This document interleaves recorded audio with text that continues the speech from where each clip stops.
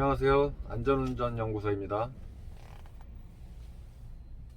제가 여러분께 드리고 싶은 이야기는 안전운전과 연료 전략입니다. 여러분들께 조금이나마 도움이 되었으면 하는 바람으로 이 영상을 찍게 되었습니다. 제가 말을 잘하는 사람이 아니어서 여기 정리해 보았습니다. 읽어드리는 점 이해해 주시면 감사하겠습니다. 저는 컨테이너 운송하는 트럭커입니다. 한 30년간 시내버스, 고속버스, 화물트럭 여러 종류의 차량들을 운전직으로 경험하며 교통사고 예방과 연료 절약을 항상 생각하며 살아왔습니다. 전 세계적으로 환경운동가들, 과학자들이 이제는 더 이상 안 된다고 탄소 중립 시위를 하고 있습니다. 그러나 화석연료를 안 쓰며 살아갈 수는 없습니다. 우리 운전자들이 할 수 있는 것은 연비를 올리고 기름을 절약해서 덜 태우는 것도 탄소 중립 운동에 동참하는 것 아닐까요? 직업으로 운전을 하시든 출퇴근 운전하시든 우리 생활에 자동차 운전은 필수인 것 같습니다.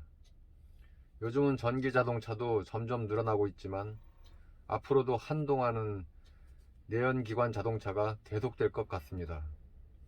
물가, 기름값은 계속 오르고 자동차는 계속 굴러가야 하고 서민들은 더 어려울 수밖에 없습니다. 저같이 화물차 운행하는 차주들은 더더욱 기름값이 부담됩니다. 공장에서 제품 원가를 낮추듯이 화물차는 연비운전으로 연료를 절약하고 안전운전하면 교통사고 예방도 할 수 있습니다. 우리나라는 면적이 넓지 않고 도로도 넓지 않고 자동차 밀도는 높아서 차량들이 안전거리가 지켜지지 않아 아슬아슬 위험한 고개 주행이 되는 것 같습니다. 빨리 갈래야 빨리 갈 수 없는 도로 조건인 것입니다.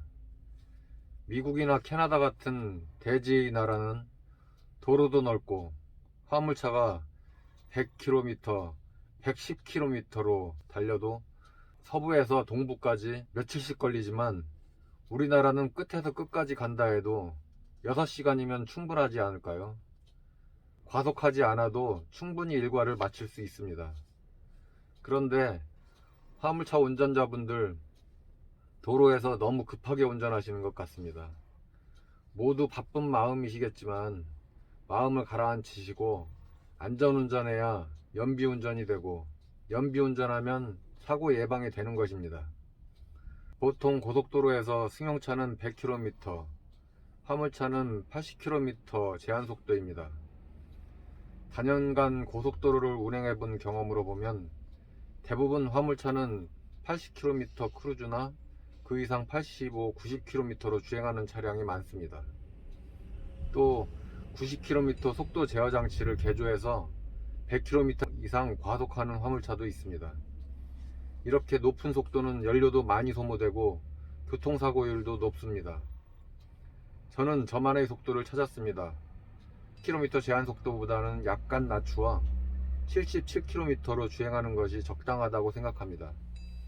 실제 계속 77km로 운행해 본 결과 계속 정속 유지가 용이하고 연비가 좋아지고 조금씩 앞 차량들과 안전거리가 확보되어 운전이 자유로워집니다. 다른 운전자들보다 5분, 10분 더 운전한다고 생각하면 별 차이가 없습니다. 화물차가 80km 이상, 85, 90km는 정속 유지하기 어렵고 추월하며 계속 차로 변경을 해야 합니다. 가속 감속을 계속하기 때문에 연비가 나빠집니다. 화물차가 편도 2차로에서 추월하기 위해 1차로로 변경하면 빠르게 뒤따르는 승용차들에 방해되지 않게 계속 급가속해야 합니다. 또 2차로로 피해줘야 하기 때문에 가속 감속을 계속해서 연비가 나빠집니다. 반면에 고속도로에서 연비운전 위에 70km, 60km로 주행하시는 화물차도 있는데 어리석은 생각이십니다. 화물차는 화물의 무게 때문에 어느 정도 속도를 올려 관성력을 계속 유지해 주는 것이 좋습니다. 오르막에서 속도가 떨어지면 기어를 저단으로 바꾸고 엔진 회전을 높이면 연료가 더 많이 소모됩니다. 연비를 높이기 위해 천천히 운행하시는 분들도 계시지만 다른 차량 운전자들에게 피해를 주면서 혼자만 연비 운전은 잘못된 생각입니다. 예를 들어 출퇴근 시간에 굴삭기나 지게차가 천천히 주행하면 교통 흐름에 방해를 해 정체 현상과 추돌 사고 유발을 할 수 있습니다. 고속도로에서는 어느 정도 교통 흐름에 맞추어 주행하는 것이 더 바람직합니다.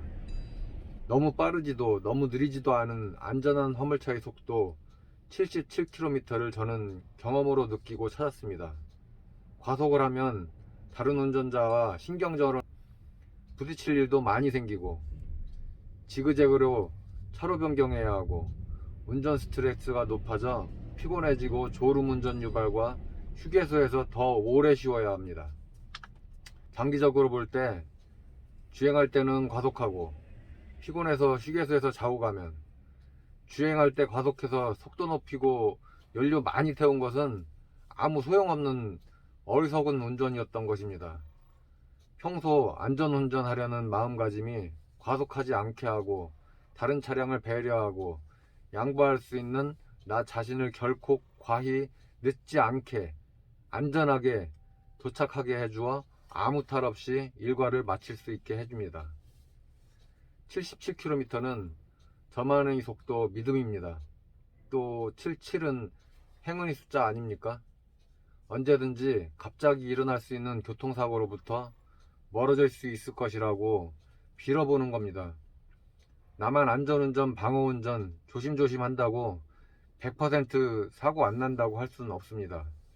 운이 없으면 다른 차량이 나에게 사고를 낼 수도 있습니다. 77km는 행운의 숫자, 일종의 주술로 생각하고 운행하면 행운이 찾아와 사고를 방지할 수 있을 거라 믿기 때문에 마음이 편한 운전이 된다고 생각합니다. 요리사가 음식 만들 때 정성으로 맛있어져라 하고 주문 외우듯이 운전도 안전해져라 하는 마음을 가지면 저절로 안전운전이 된다고 생각합니다. 저는 과속을 하지 않기 때문에 안전거리가 확보되고 연비가 좋아져서 경제적이라고 생각합니다. 실예로 제가 평택항에서 중장거리로는 구미를 왕복 운행하는데 420km 정도 됩니다. 77km 정속 주행하면 그때그때 화물의 무게에 따라 다르지만 무겁지 않을 땐 110리터 정도, 좀 무거우면 119리터 정도, 아무튼 120리터를 넘게 들어가지 않습니다. 다른 동료들 물어보면 130리터 들어간다고 합니다. 10리터면 현재 18,000원 정도입니다. 돈 값어치를 떠나서 10리터를 모두 다 같이 절약하면 얼마나 좋을까요? 저번에 요소수 대란 사건 국가 경제적으로 엄청난 타격을 입었습니다. 현재 세계적으로 유가, 물가 폭등하고 있고 언제 또 우리에게 석유 파동 위기가 찾아올지 모르는 일입니다. 미국은 산유국임에도 불구하고 사우디를 국제적으로 고립시키겠다고 했던 바이든 대통령이 사우디 실권자인 빈살만 왕세자를 만나 원유 증산을 협조 요청했다고 합니다. 빈살만이 들어주진 않았다고 합니다만 이렇게 전 세계 경제가 위태로운 시기입니다. 러시아가 우크라이나 전쟁을 일으키고 세계적으로 얼마나 큰 위기인지 경각심을 갖고 우리도 기름을 전략하는 마음으로 현 시대를 헤쳐나가야 할 것입니다. 원유를 전체 수입에 의존하는 우리나라는 더더욱 전략하는 방법밖에 없습니다. 여러분, 평소 운전 습관보다 조금만 속도를 줄이고 평정심으로 운전하시기 바랍니다. 화물차주님들 한번 77km로 운행해 보십시오. 정말 연비 좋아질 겁니다. 기왕 하루 일과 하는 것 조금 더 운전한다고 그렇게 많이 눕고 많이 피곤하지 않을 겁니다. 우리가 하루 이틀 운전하나요? 장시간 운전은 모두 도사들 아닙니까? 저도 하루에 10시간, 12시간씩 운전도 해보았는데 10분, 20분 운전 더 한다고 하루 일하는 건 마찬가지입니다. 화물차가 고속도로에서 최고속도를 77km로 주행하면 연비 운전이 되고 안전 운전이 되고 착한 운전이 되는 것입니다. 우리나라 자동차 등록 대수가 2,500만 대가 넘는다고 합니다. 2021년 통계에 승용차 2,041만 대, 화물차 363만 대, 승합차 75만 대, 특수차 11만 대. 이 좁은 대한민국 땅 안에서 힘들고 바쁘게 살아가는 서민들끼리 복닥복닥 부딪히면 더 어려울 수밖에 없습니다. 힘들게 먹고 살기 위해 일하면서 왜 우리 운전자들끼리 서로 앞서거니 뒤서거니 난폭운전, 보복운전하고 싸우나요? 승용차 운전자, 화물차 운전자, 승합차 운전자 모두 서로 배려하고 양보하고 안전운전해서 연료도 절약하고 교통사고 예방하면 엄청난 사회적 손실 비용을 절감할 수 있습니다. 정치인들이 말로만 하는 국민 화합도 이룰 수 있지 않을까요? 거창할 수도 있지만 이런 희망을 가져야 우리 모두가 잘 사는 길입니다. 제가 여러분들께 이런 말씀을 드리는 것은 비단 연비만을 올리자는 말씀이 아닙니다. 연비운전은 안전운전이고 안전운전은 교통사고 예방입니다. 우리나라도 선진국 대열에 합류하는 이 시점에 OECD 국가 중 교통사고 순위, 교통사고로 인한 사망자 순위 모두 하위권이라고 합니다. 급격하게 증가하고 있는 자동차로 인해 교통사고율도 증가해 심각한 사회 문제로 대두되고 있습니다. 모든 운전자들이 안전운전 동참하면 교통사고를 예방하고 소중한 생명을 살리고 교통사고로 인한 막대한 사회적 손실 비용을 낭비를 막을 수 있습니다. 한국교통연구원에 따르면 한 해에 교통사고로 인한 사회적 손실 비용이 43조 원이라고 합니다. 물리적 손실 비용 23조 5천억 원, 정신적 고통 비용 19조 8천억 원, 정말 천문학적인 사회적 손실 비용이 발생하고 있습니다. 우리나라 모든 운전자들이 안전운전해서 교통사고를 줄이고 막대한 사회적 손실 비용 낭비를 막는다면 정치인들이 말로만 하는 재원 마련들 저절로 우리 손으로 만들 수 있지 않을까요? 여러분, 특히 화물차 운전자분들께 제발 부탁드립니다. 현재 운행하시는 속도에서 5km만 낮추어 보십시오. 하루에 1리터, 2리터씩만 절약해도 모두가 동참하면 티끌모아 태산 아닐까요? 한 달에 평균 22일 일한다고 해도 1년이면 적게 잡아서 264일. 전체 자동차 중 화물차만 363만 운전자가 하루에 1리터씩만 절약해도 264리터 곱하기 363만은 9억 5,832만 리터입니다. 9억 5,832만 리터. 돈으로 환산하면 1조 6천억 원이 넘는 돈이 절약되는 겁니다. 우리가 몇 달, 1년 하고 그만둘 게 아니지 않습니까? 5년, 10년 할부 끝날 때까지는 해야 하는 거 아닌가요? 과속하지 않고 연비는 자동으로 올라가고 안전운전하여 토끼 같은 자식과 여우 같은 마누라가 있는 가족의 품으로 안전하게 퇴근해야 하지 않겠습니까? 나만을 바라보고 있는 처자식을 위해 더 절약하고 더 안전하게 운행해야 합니다. 여러분, 안전운전 하십시오. 감사합니다. 안녕하세요. 오늘은 평택항에서 구미까지 왕복 420km를 운행할 겁니다. 고속도로에서 제한속도 77km를 정속 주행하면 연비가 얼마나 나오는지 일과를 마친 후 확인해 보겠습니다.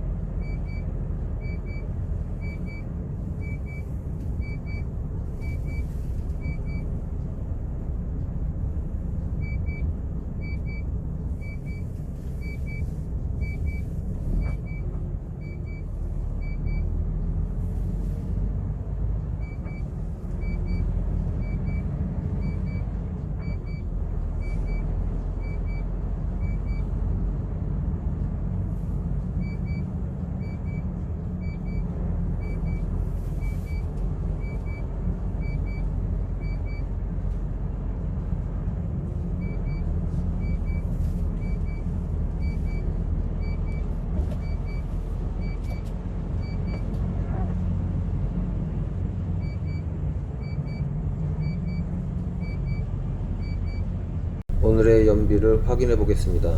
주행거리는 421km, 연료는 115L, 연비는 3.66km/L, 화물의 무게는 11톤 정도로 무겁지도 가볍지도 않은 중간 정도입니다. 오늘은 115L가 들어갔으니 이 정도면 만족입니다.